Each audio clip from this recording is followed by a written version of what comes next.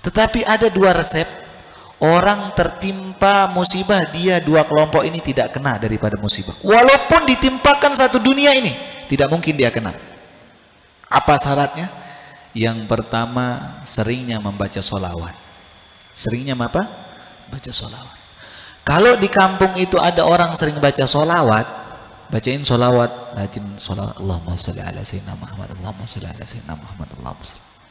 Tidak mungkin terkena musibah. Yang kedua, dia masih banyak baca istighfar kepada Allah Subhanahu. Baca apa?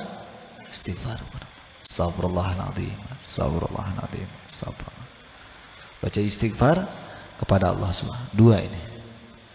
Ketika ditimpakan satu musibah, dua kelompok ini tidak mungkin kena. Siapa itu orang? Orang yang membaca sholawat dan rajin baca apa?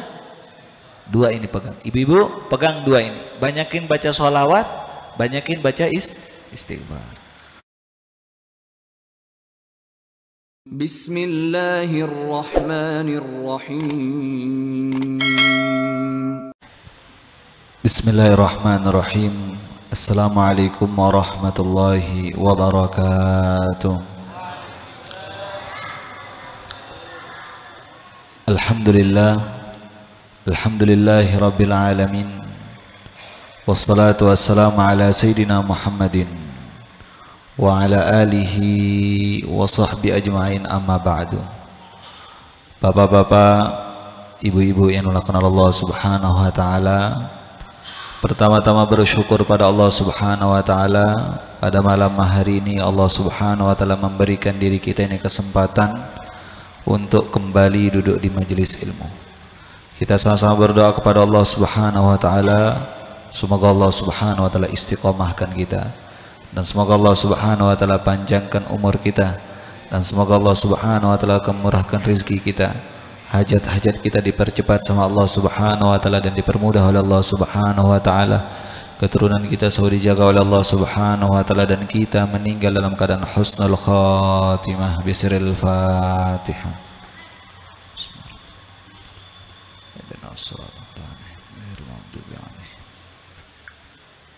Bapak, ibu-ibu yang dimuliakan Allah Subhanahu wa taala, kita lanjutkan kajian kita dalam kitab Taqriratus Sadidah, masih tentang seputar Sunanul Jum'ah, sunnah-sunnah di hari Jumat. Hari Jumat adalah penghulunya daripada hari. Ada hari Senin, hari Selasa, hari Kamis, hari Rabu. Penghulunya hari tersebut hari Jumat. Paling utama hari tersebut hari Jumat. Dan hari Jumat tempat dilipat gandakannya pahala. Yang tadi kalau orang sholat sunnah dapat pahala 1, di hari Jumat dapat 2. Yang tadinya kita zikir dapat pahala 1, dikalikan 2. Itu kelebihan hari Jumat. Yang selanjutnya hari Jumat ini tempat seseorang ini dianjurkan memperbanyak sholawat kepada Rasulullah SAW. Semakin dia memperbanyak sholawat kepada Rasul, semakin dekat dia dengan Nabi Muhammad SAW. Di dalam badannya manusia ini ada sesuatu yang sangat berharga di hadapan Allah Subhanahu wa taala, yaitu hati. Hati ini apabila dia mati, maka mati kita di pandangannya Allah Subhanahu wa taala. Tetapi kalau hati ini hidup nih hati, maka dipandang kita sama Allah Subhanahu wa taala dalam keadaan kita ini manusia dalam keadaan hidup. Salah satu yang menyebabkan hati kita menjadi hidup, salah satu memperbanyak membaca sholawat kepada Nabi Muhammad SAW. Sering orang bertanya mengatakan, siapa ahlu sunnah wal jamaah? Siapa ahlu sunnah wal jamaah? Ahlu sunnah wal jamaah itu ciri-ciri mereka senang membaca sholawat, mereka senang yaitu apa yang disenangkan Nabi Muhammad SAW, dan mereka senang apa yang dikerjakan sama Nabi Muhammad SAW. Ciri-ciri kelompok ahlu sunnah wal jamaah, mereka ini senang rutin membaca sholawat. Ada ayat yang sangat penting Bapak Ibu. Allah mengatakan, Qul in kuntum tuhibbunallah fattabi'uni. Katakan wahai Nabi Muhammad, siapapun yang mereka ngaku cinta kepada Allah Subhanahu wa taala. Saya tanya bapak-bapak dan ibu-ibu di Karangpanas ini, cinta nggak sama Allah? Cinta nggak sama Allah? Ah? Cinta apa enggak? Ternyata rasa sayang dan suka kita dengan Allah ada syaratnya di dalam ayatnya. Fattabi'uni. Pertama, harus kita ngikutin Rasul. Kalau sudah kita ngikutin Rasul, rasa cinta kita kepada Allah Subhanahu wa taala tersebut buktinya kita ngikutin Nabi Muhammad sallallahu alaihi wasallam. Kalau kita nggak ngikutin Nabi Muhammad sallallahu alaihi wasallam, berarti ucapan yang tadi kita cinta kepada Allah, suka dengan Allah, bohong. Karena kita nggak ngikutin Nabi Muhammad SAW. Kalau sudah kita ngikutin Nabi Muhammad SAW, fattabi'uni yuhbib lakum. Allah akan cinta kepada kalian. Yaghfir lakum dzunubakum, dan dosa kita akan diampunkan sama Allah Subhanahu. Dua kita dapat. Kalau ngikutin Nabi Muhammad, kita dicintai Allah, dan dosa kita dulu diampunkan sama Allah Subhanahu. Ternyata dua hal yang menyebabkan seseorang ini dia tidak tertimpa suatu musibah. Ini yang saya dapat oleh-oleh dari Aceh, di Medan dan di Sabang. Pesan saya punya guru kemarin datang dari Yaman. Pesan saya punya guru begitu ceramah di Aceh tentang musibah, baik gempa bumi, tsunami, apapun. Ternyata satu orang di sana pas kajian subuh, satu orang bertanya, apa resep kita terhindar dari suatu musibah? Misal ini musibah diturunkan sama Allah, diturunkan sama musibah. Apakah bisa kita terhindar? Bisa kita terhindar. Bisa kita terhindar. Syaratnya apa? Dua resepnya. Ini catat dua resepnya. Resep terhindar daripada musibah. Sebelum saya jawab atau jelaskan tentang resepnya tersebut, zaman Nabi Isa alaihissalam, Allah Subhanahu wa taala pas zaman Nabi Isa pernah mau nimpakan suatu musibah, bencana, mau turunkan suatu musibah di muka bumi. Allah merintahkan kepada malaikat, "Hei malaikat, timpakan suatu musibah di daerah itu." Maka malaikat protes di sana. "Ya Allah, di sana cuma ada 400 orang yang bermaksiat, 600 orang yang soleh." Jelas apa tidak ini? 400 orang yang maksiat, 600 orang yang soleh. Mana banyak kan itu? Yang soleh apa yang maksiat? Yang soleh. Sekarang saya mau nanya, banyak kan yang hadir kajian di Karangpanas apa enggak hadirnya? Hah? Mana Pak Kalingnya dulu ini? Saya mau tanya, mana Pak Kaling? Hah? Antum Pak Kalingnya? Mana Pak Kaling? Enggak hadir Pak Kaling? Oh, kebetulan Pak Kalingnya uzur, mungkin sakit Pak Kaling. Perhatikan nih, zaman Nabi Isa alaihissalam Allah mau tumpahkan suatu musibah. Tiba-tiba malaikat protes sama Allah. "Ya Allah, di kampung itu 400 loh orang maksiat, 600 yang soleh." Apa kata Allah? "Mulaikan dari orang soleh itu. Musibah itu timpakan pertama kali dari orang soleh, jangan dari orang yang maksiat." Dimulailah musibah itu turun dari orang soleh. Langsung menyeluruh. Ternyata sebab musibah turun tuh, kalau orang lempar batu turunnya apa? Turunnya apa? Batu lah.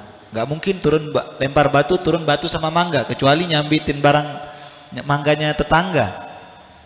Lempar batu turun batu. Maka apa yang terjadi? Kalau seseorang ini maksiat pribadi di dalam kamarnya, maksiat kepada Allah Subhanahu wa taala, imbasnya hanya dirinya sendiri. Imbasnya hanya dirinya sendiri. Tidak kena orang lain, tidak terkena orang lain. Kalau ada orang bermaksiat sendirian, tidak terkena orang lain, dia saja yang terkena. Tetapi ini yang menjadi masalah kalau maksiatnya di depan orang. Ketika orang ada maksiat di suatu kampung, di suatu negeri, di suatu daerah, terang-terangan dia bermaksiat kepada Allah Subhanahu wa taala, maka mulailah musibah itu turun, mulainya dari orang soleh, baru kepada orang-orang yang maksiat. Tetapi ada dua resep. Orang tertimpa musibah, dia dua kelompok ini tidak kena daripada musibah. Walaupun ditimpakan satu dunia ini, tidak mungkin dia kena. Apa syaratnya? Yang pertama, seringnya membaca sholawat. Seringnya apa? Baca sholawat. Kalau di kampung itu ada orang sering baca sholawat, bacain sholawat, rajin sholawat, Allahumma sholli ala sayyidina Muhammad, Allahumma sholli ala sayyidina Muhammad, Allahumma sholli. Tidak mungkin terkena musibah. Yang kedua, dia masih banyak baca istighfar kepada Allah Subhanahu. Baca apa? Istighfar. Astagfirullahaladzim, astagfirullahaladzim, astagfirullah. Baca istighfar kepada Allah Subhanahu. Dua ini. Ketika ditimpakan suatu musibah, dua kelompok ini tidak mungkin kena. Siapa itu orang? Orang yang membaca sholawat dan rajin baca apa? Dua ini pegang. Ibu-ibu pegang dua ini. Banyakin baca sholawat, banyakin baca istighfar. Muncul pertanyaan, Pak Ustadz, mana lebih utama, istighfar atau sholawat? Jelas seperti ini. Mana yang lebih utama, istighfar apa Ibnu Qayyim menjawab, didatangin sama seseorang, ditanya, "Wahai Ibnu Qayyim, mana yang lebih utama, istighfar apa sholawat?" Apa kata Ibnu Qayyim menjawab? Tergantung diri engkau. Kalau engkau, kata dia, dalam keadaan kotor, belum mandi, yang kau butuhkan yaitu sabun. Yang dibutuhkan apa? Sabun.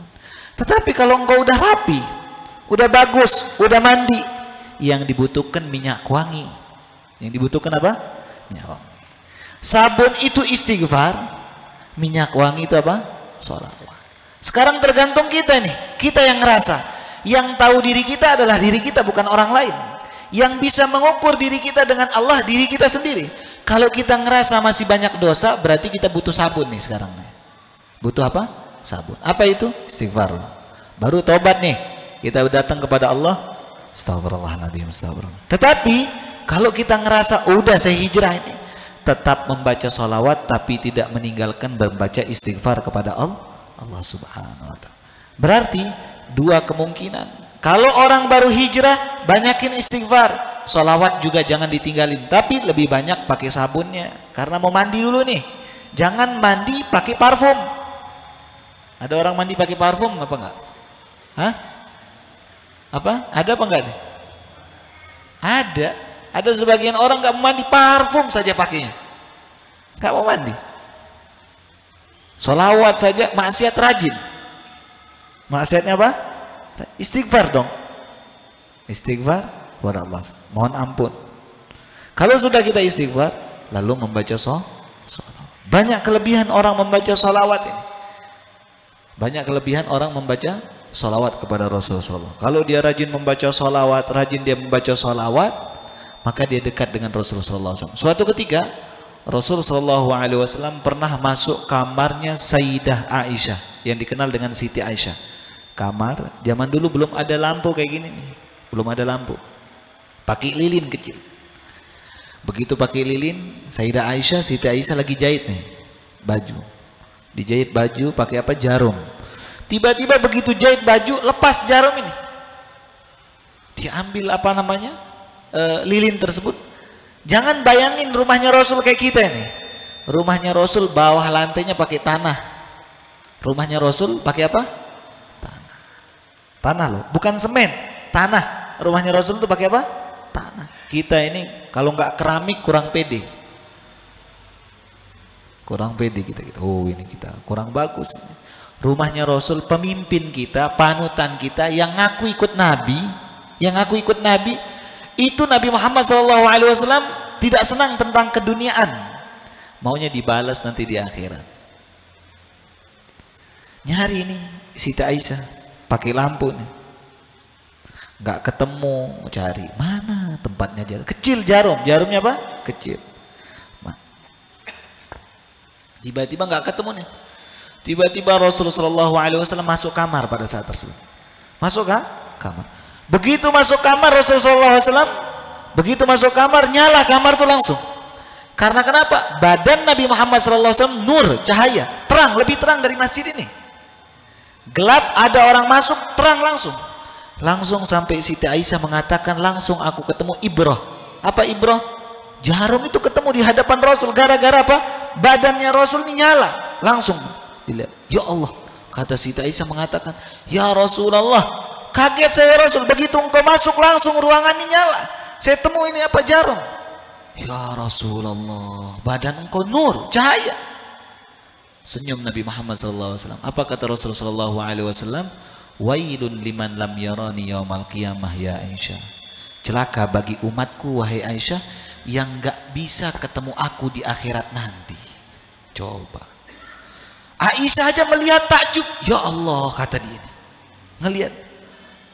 Manusia yang paling ganteng, paling gagah di muka bumi siapa?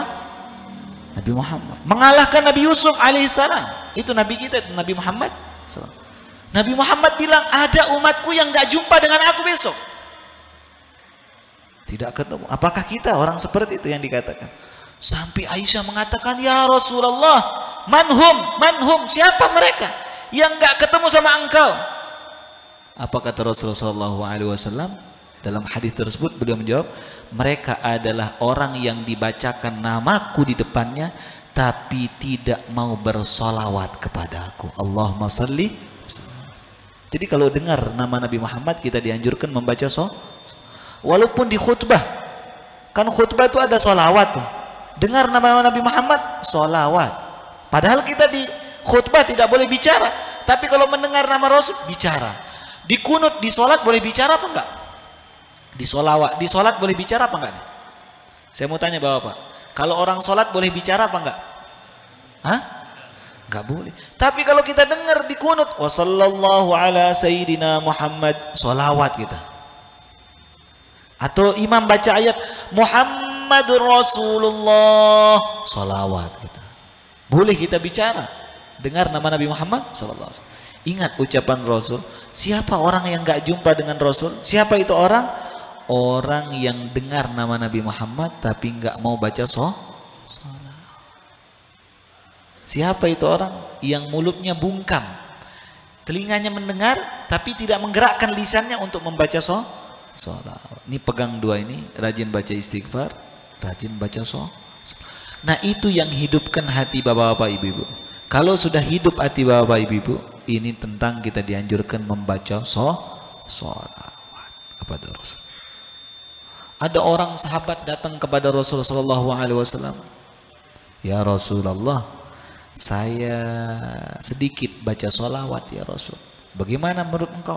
1/4 saja saya baca sholat. Sisanya saya baca tasbih, sisanya saya baca istighfar, saya baca takbir, tahmid, tahlil. Bagaimana menurut engkau?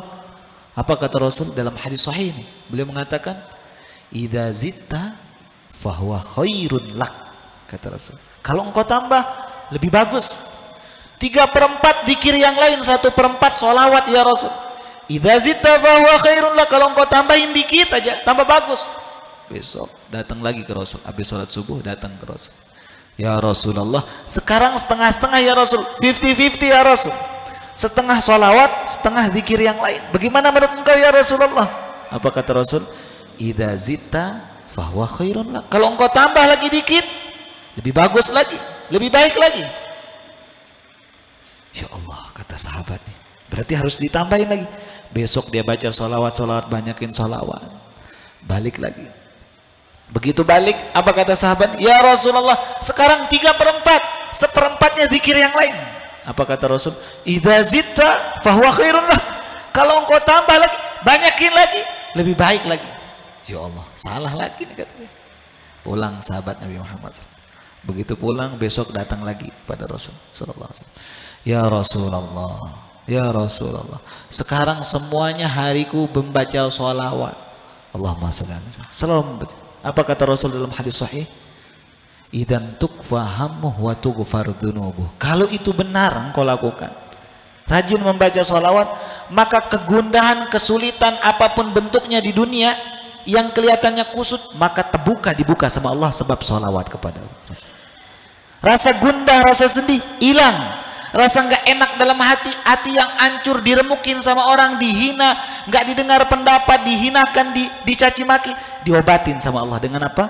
Membaca sholawat. Wa tughfar dzunubuh, bukan itu saja kata Rasul, rontok semua dosa-dosa engkau dihilangkan sama Allah Subhanahu. Dan engkau menghadap kepadaku akan minum dari telaga Kautsar aku, dan engkau tidak akan kehausan lagi. Siapa itu orang? Orang yang rajin membaca sholat. Dua pegang apa tadi itu? Sholawat sama apa? Ibu-ibu apa? Sama apa? Istighfar. Buatin suami, Allahumma sholli, kopi, sholawat saja. Nanti begitu dia minum pasti istighfar dah suami. Kelupaan gulanya ternyata ini. Gara-gara banyakin sholawat, biar minum suami kita, istighfarlah dia. Astagfirullah. Tapi bagus. Bagus apa enggak itu? Bagus dia baca istighfar. Ingat dosanya. Bukan aib. Bukannya aib, bukan suatu kejelekan orang yang buat dosa. Saya ulangin kata-kata. Bukan suatu kejelekan adalah orang yang buat dosa. Suatu kejelekan adalah orang yang buat dosa tetapi terus-menerus dia buat dosa. Kalau orang buat dosa bukan kejelekan, bukan kejelekan. Tetapi yang jelek itu kalau dia buat dosa terlalu terus-menerus buat dosa tersebut. Dia rutin terus nggak mau kembali kepada Allah. Nah, khusus di hari Jumat, kebiasaan orang-orang terdahulu bedanya dengan hari-hari yang lain. Lihat nih Bapak Ibu, beda hari-hari yang lain karena pembahasan kita Jumat, dibanyakin sholawat. Yang kedua dibanyakin sodakohnya ke masjid nih. Nah itu kebetulan ada apa itu? Termos. Ada apa itu? Jajan kebetulan. Hari apa biasanya dibuat tuh? Hari Jumat. Hari Jumat. Ada hari Jumat dibuat? Mana Pak pengurus tamir? Hari Jumat ada. Hari Jumat dibuatin hari Jumat khusus karena orang-orang terdahulu salafun saleh, orang-orang saleh terdahulu hari Jumat mereka semua sekeluarga harus makan daging. Kalau hari Sabtu nggak apa-apa tempe, hari Ahad makan tempe, makan tahu nggak apa-apa, khusus hari Jumat makannya harus daging. Itu yang membedakan. Makan sama keluarga itu hari Jumat harus sate, kambing, sapi, pokoknya yang daging. Tahu kan daging? Ayam. Jelas apa tidak? Makanya hati-hati kalau ngundang orang hari Jumat. Jelas? Apa? Makanan mewah. Iya. Hari Jumat orang terdahulu harus makan daging. Hari Jumat khusus. Biasakan sama istri kita. Hari Jumat anak-anak kita makannya enak. Hari lain normal. Senin, Selasa, Rabu, Kamis. Hari Jumat, oh ini harinya, hari tempat orang bersolawat, hari tempat penghulu para nabi, penghulunya hari. Itu hari apa? Hari Jumat. Inilah pembahasan kita.